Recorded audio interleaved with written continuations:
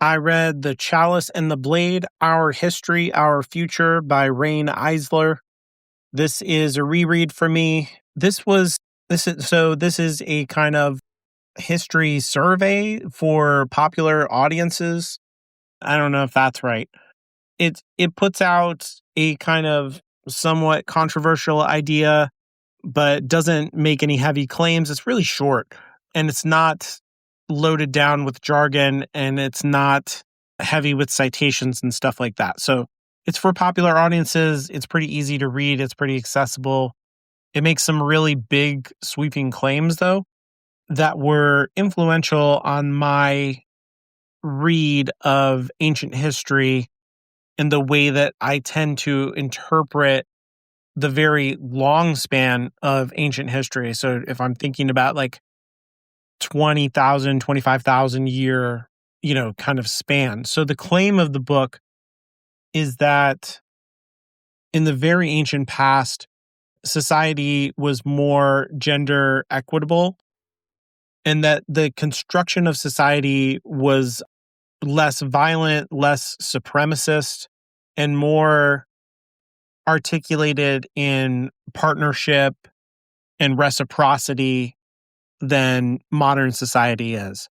And so when we tend to think about like primitive humans, like the idea of a caveman or something like that, it's a person who has no emotional regulation, who is kind of animalistic, and who tends to be brutal and driven by appetites.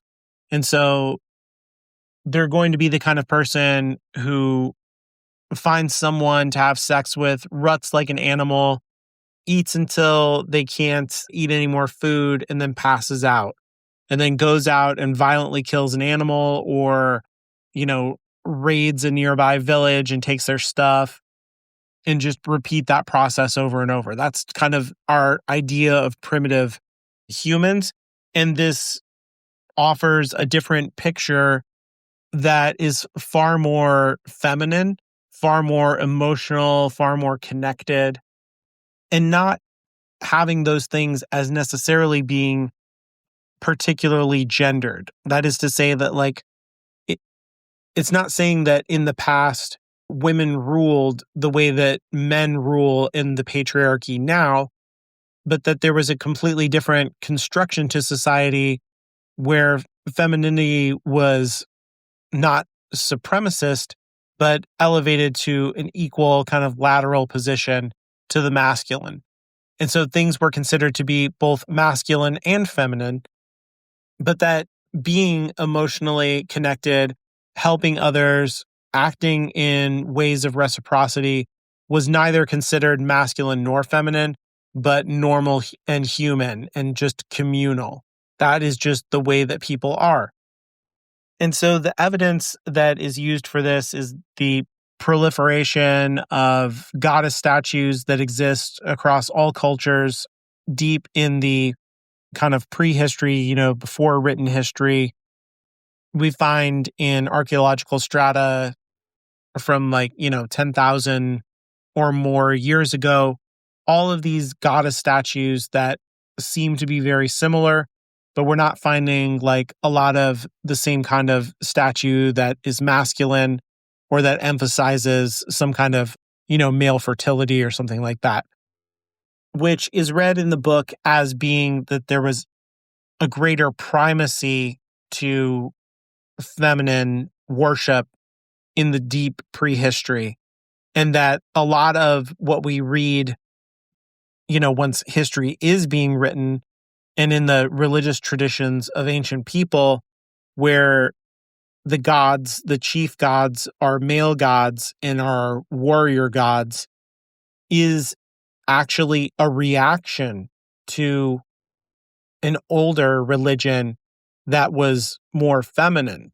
And so there's a kind of pendulum swing that's happening. But our conceptualization of it, because of written history, is that men were always primary and privileged in culture, and that gods, the leader gods, were always masculine. But the claim of the book is, before history was written down, religion and culture was more feminine. And then there was a reaction against that by masculine forces that then rewrote history or wrote it down for the first time, but changed history to suit their ideology. So the book lays out two primary ideologies that are represented, one by the chalice, which is feminine and receptive, and then the blade, which, is hierarchical. It's obviously like a blade penetrates, so it's masculine and represents, patriarchal systems. I'm not sure where this book, kind of sits in modern academia. It's kind of cross-disciplinary project, it seems to me, of both feminism and ancient history.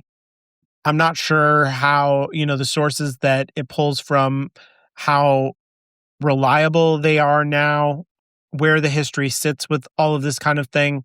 But like I said, it strongly colors my disposition in how I read ancient history, how I think about ancient history, and the kind of arc that I see of history up until now, that there is this large reaction against women because of their primary position of leadership in tribal communities, their importance in raising a lot of the, all of the children and taking care of the elderly, but also probably making important decisions about, if you're a hunter-gatherer group, like where you're going to be gathering at, where you're going to be moving.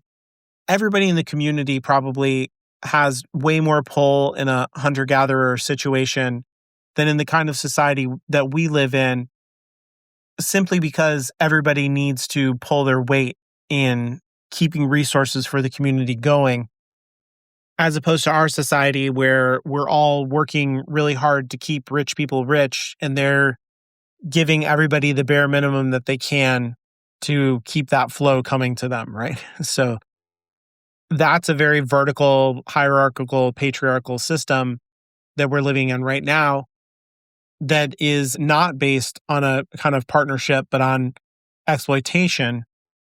And part of the thing that the book is positing is that society doesn't have to be this way. It's capitalism, and our entire system tends to be naturalized and totalized when it's articulated to people, in schools and stuff. It's like capitalism is natural and markets are the way that things have always been. The profit motive and selfish genes are just built into the human biology, and that's how it is. But of course, we also work together. We are also cooperative and social. And that seems to be de-emphasized when we're talking about the larger systems of history often. And I think the reason that happens is because we tend to view cooperation, reciprocity, and things like that as feminine, and therefore less valuable, according to the rules of our patriarchal system. And so the entire book is just kind of pushing back against the conventional wisdom that being selfish and that having hierarchies is just automatic and natural, and that we shouldn't be thinking of any other systems, because that will just go against the grain of reality and be a dead end. Instead, it shows how there was a human flourishing, and that the fact that any of us are here at all, we might owe to the fact that our ancient ancestors constructed their societies in these ways, that these were so successful that all of us exist now because of them. So the book is pretty old. It was written in the 1980s. I found it in the 90s when I was a young person. And like I said, it was really influential. I come back to it every once in a while. It's interesting to read it now, the way that it talks about politics and modern politics, fascism, tough man politics, and how that's related to the rise of, these ancient hunter warriors who were pushing back against feminine culture and the threat that is felt there, and maybe how our entire culture is moving more towards a cooperative culture and how that is causing a panic. As we move towards the chalice, the dagger panics is kind of what the book says. And to me, it feels less and less like we are moving towards that chalice and more like we're moving towards the dagger. And so that just might be because I'm caught up in the particular moment that we're in, or maybe it was because the author was caught up in her particular moment and that's why she articulated it that way. But whether the book is, based in history that continues to be considered relevant or not, it has an influence on me. It's interesting to come back to it.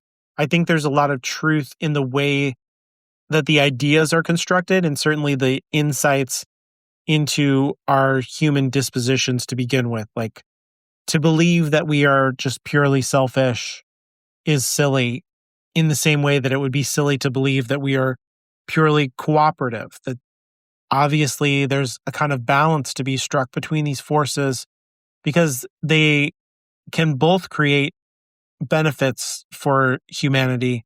And so it's worth contemplating. And I think it's an interesting filter to lay over any other historical book that you go about reading.